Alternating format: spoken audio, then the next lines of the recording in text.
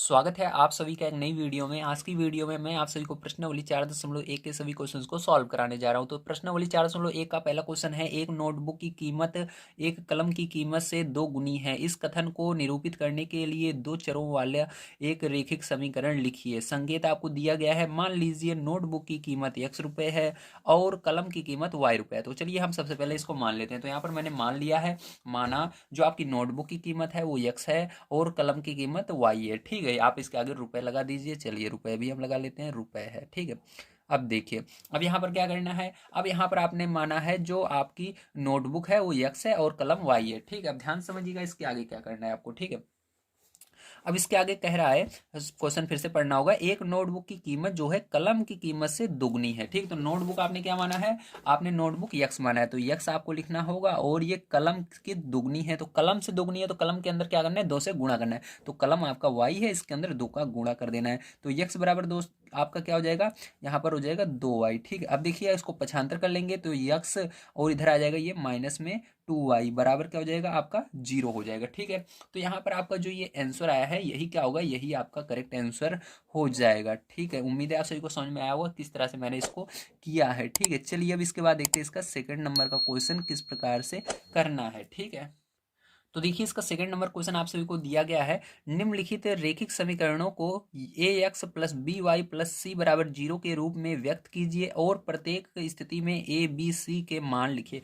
तो ये वाला जो क्वेश्चन है बहुत आसान है, आपको मैं समझा देता हूँ कैसे किया जाएगा।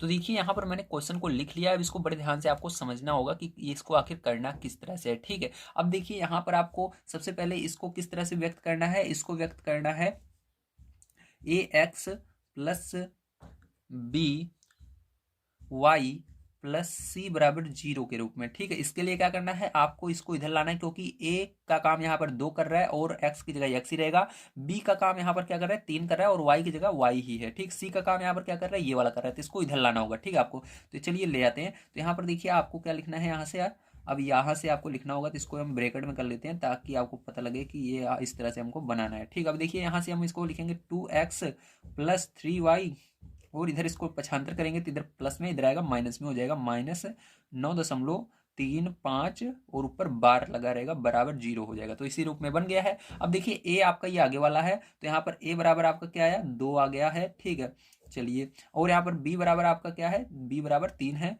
तो बी बराबर आपका क्या है, 3 आ गया है।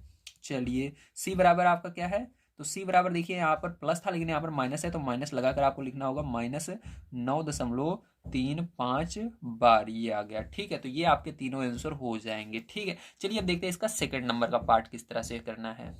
तो देखिए यहाँ पर ये सेकंड नंबर का इसका क्वेश्चन है। ठीक, तो ये पहले से ही इस रूप में है क्योंकि 0 के उधर संख्या नहीं है, तो यहाँ पर बस आपको डायरेक्ट ए बी से निकालना है। तो एक देखिए यहाँ पर कुछ नहीं दिख रहा है, तो यहाँ पर आगे एक है समझ लीजिए। ठीक है, और देखिए यहाँ पर आपका क्या लिखना है, ए बराबर आपका दिख गया 1, तो 1 लिखना है। बी बराबर आपका क्या होगा, ध्यान से समझिएगा, बी बराबर यहाँ पर माइनस।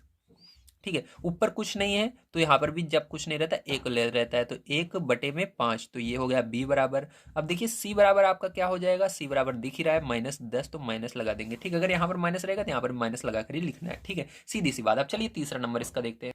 देखिए तीसरा नंबर क्वेश्चन है, सबसे पहले इसको इधर पक्षांतर करेंगे हम, तो 2x प्लस 3y और इसको इधर लाए हमने 6 माइनस का हो गया। ठीक है, बराबर 0। अब ए का काम यहाँ पर क्या कर रहा है, -2 है ए की जगह, तो -2 लिखेंगे हम ए की जगह। अब बी की जगह क्या है, बी की जगह आपका 3 है, तो केवल 3 लिखना है। ध्यान रखिएगा जब प्लस रहे तो प्लस नहीं लगाना है। ठीक, केवल 3 रखना है। अब देखिए सी की जगह क्या है आपका, सी की जगह -6 है आपका। ठीक है, अब ये हो गया ओके। अब चलिए देखते हैं इसका 4 नंबर का पार्ट। तो देखिए यहाँ पर 4 नंबर में x बराबर 3y है। ठीक है, तो देखिए यहाँ पर ध्यान रखिएगा, अब इसको इधर लाना है सबसे पहले आपको, तो x माइनस 3y बराबर क्या हो जाएगा, 0 हो जाएगा। ठीक है, अभी देखिए 0 नहीं करेंगे क्योंकि यहाँ पर हमारा टोटल 3 पार्ट होने चाहिए, एक होना चाहिए x वाला, एक होना चाहिए y वाला जैसे कि देखिए इसमें था, और एक संख्या वाला। संख्या वाला नहीं है तो उसको क्या करना है, +0 लगा देना है, मतलब वो है ही नहीं। ठीक, 0 कर देना है उसको, बराबर क्या करेंगे, बराबर भी 0 हो जाएगा, मतलब ये संख्या नहीं है। तो अब देखिए हमारा सारी चीजें मिल गई हैं, तो a क्या होगा आपका, a बराबर 1 हो जाएगा आपका यहाँ पर। बी बराबर क्या होगा, बी बराबर आपका -3 हो जाएगा यहाँ पर। सी बराबर क्या होगा, सी बराबर कुछ नहीं है, कुछ नहीं था यहाँ पर, 0 लिखेंगे। ठीक, इसलिए मैंने 0 लगाया था, जब कुछ नहीं रहता 0 लिख देना है। ठीक है, चलिए अब देखते हैं इसके बाद 5 नंबर का इसका पार्ट। तो देखिए 5 नंबर का भी बिल्कुल उसी तरह जैसे हमने पीछे किया था, तो इसको इधर लाएंगे हम, तो क्या हो जाएगा 2x - 5y।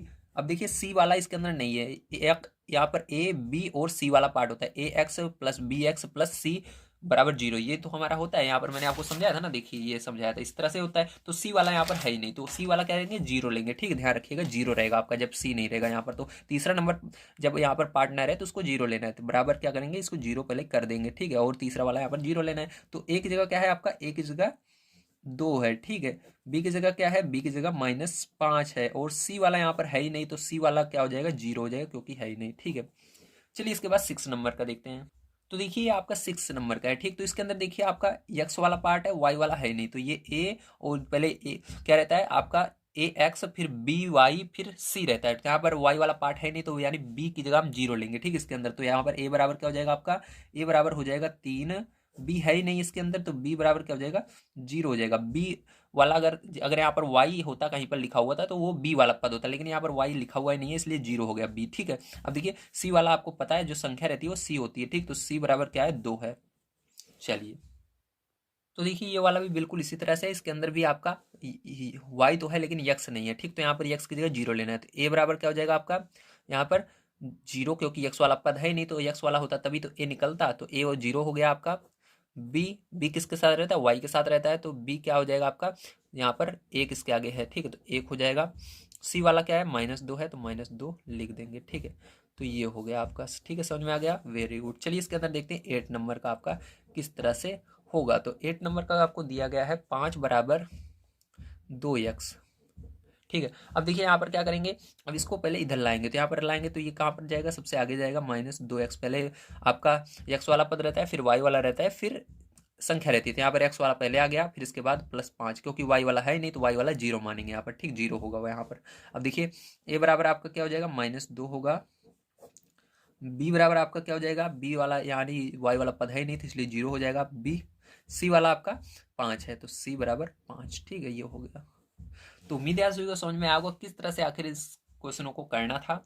ठीक है, तो आज की वीडियो में मैंने आप सभी को प्रश्नावली 4.1 पूरा कंप्लीट करवा दी है। कल की वीडियो में आप सभी को प्रश्नावली 4.2 का सॉल्यूशन प्रोवाइड किया जाएगा। अगर आप सभी चैनल पर पहली बार आए तो प्लीज़ चैनल को सब्सक्राइब कर लीजिएगा। यहाँ पर मैं आप सभी को डेली क्लास 9 से संबंधित मैथ को प्रोवाइड करता रहता हूँ। वीडियो देखने के लिए धन्यवाद। आप सभी का दिन शुभ हो। Thank you very much.